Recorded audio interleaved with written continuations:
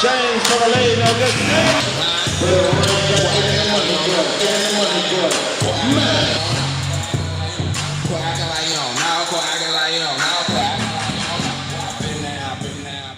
I'm Lauren Jones here with Matt Barnes of the Los Angeles Clippers. Matt, what brings you out here today? I came to check out my man Baron Davis. You know, he's on his road to recovery, so I came out here to support and see how he was doing.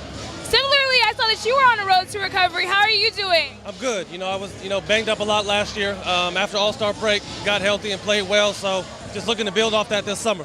And how have you been spending your summer, A lot of traveling with my family, just getting back in the gym and starting to work out now, so just relaxing and enjoying the time with my family. Describe your feelings at the Drew League. How has it been? I think the Drew League's dope. You know, I think it's a great opportunity to bring a lot of pros, to play with a lot of overseas guys, a lot of guys from the city, and it gives the crowd something to do during the summer. And can we ever expect you to perform here at the Drew League? Yeah, I came up here to see if I could play, but next week is the playoffs, and I would have had to play already, so hopefully next year. Next year. So what uniform are you going to be rocking? Are you going to roll with your man Baron and with the Cheetahs? Yeah, most likely I'll be with BD. Okay. And what can we expect for you for this upcoming season? Excuse me? What can we expect from you for this upcoming season? Yeah, we're trying to win a championship. You know, we're building a great team. We got a great coach. Everybody's getting better, so we're looking to win a championship next year. With all the adversity that your team faced during the playoffs, how was it to be a part of that? Something great, something legendary. I think we grew as individuals. You know, it was an unfortunate situation. Hopefully we get that cleaned up before the season starts, but I think as individuals we got a chance to grow on and off the court. And what most do you think that you learned from that experience? That racism is still alive in 2014, which is disappointing. Thank you so much. For thedrewleague.com, I'm Lauren Jones here with Matt Barnes, and we are out. Change for the lady, no good.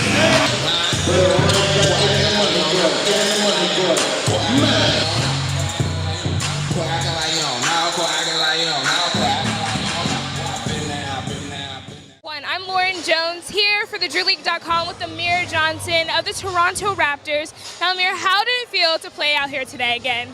It feels good, to play with some of my teammates. Actually, Jonas Valanciunas, T. Ross, it's just out here. Guys having fun, getting in shape, and definitely for the fans here.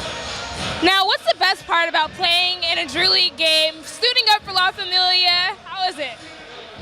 This is where you play in front of your friends and your family, almost kind of like street ball, but it's just around fellow friends, the fans of LA, and it's a big difference from the NBA. And, last year you told me that you played a different kind of sport that you picked up while you were in Toronto. Can you tell me about that? Curling. I just do it for fun, I'm always trying different stuff and new stuff, and I have never seen curling before in my life. It's a really difficult sport. You have to be really hand-eye coordinated. It's just really fun to play. It's kind of like golf, but you just got to line it up. It's the same thing. So, when you come out here on the basketball court, do you use any of the same tactics with the hand-eye coordination at all? Definitely. Focus when you catch the ball, setting screens, rolling. It's definitely all the same attributes. And how is it to play with some of the younger players on your team, kind of the future of the Toronto Raptors out there in the Drew League? It's definitely fun, especially for me being in the NBA so long. I can kind of mentor those young guys and tell them wrong from right, even off the court. And I feel like it's my job. I learned from the older guys in front of me, and I feel like I can hand that down. Who were some of your mentors as you were coming up? Rasheed Wallace, Ben Wallace, Allen Iverson, Antonio McDyson, the list goes on, Chris Webber. I was fortunate to play with a great group of guys playing for the Detroit Pistons. And what was the biggest piece of advice that any of them gave with you that you kind of stick with to this day? Say it again, I couldn't hear that last. What's one of the biggest pieces of advice that any of those guys have told you that's really sticks with you till today? Just stay humble.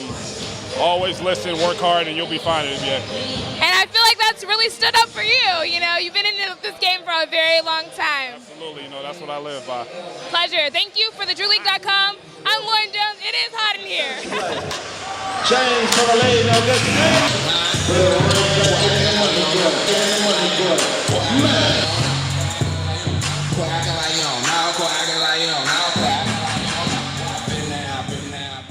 I'm Lauren Jones here reporting for thedrewleague.com with Meta World Peace. Now, you've been playing in the Drew League all summer long, really exciting the fans. How has it been? Yes, sir. It was good. It was good. We lost today. Yeah. I was, off a little bit, but other than that, it's great. Had a good game. couple pros came through. We should have won, but it's all right. Are you enjoying the summer playing here in front of fans, you know, kind of reliving a piece of the NBA? Yeah, it is. It's good to get out here and play, stay in shape, you know, get ready for the season coming up. I saw that you had your son who comes along with Yeah. you, you know. Are you mentoring him through this process, you know, kind of starting him on the same journey? Well, not necessarily. He just like to have fun. He play basketball. He like to have fun, and I'm not necessarily mentoring him. You know, he's just doing his own thing. You know, I let him live his own life. I'm not trying to have him follow in my foot direction. He likes to do different things. You know, but basketball is something. He's tall.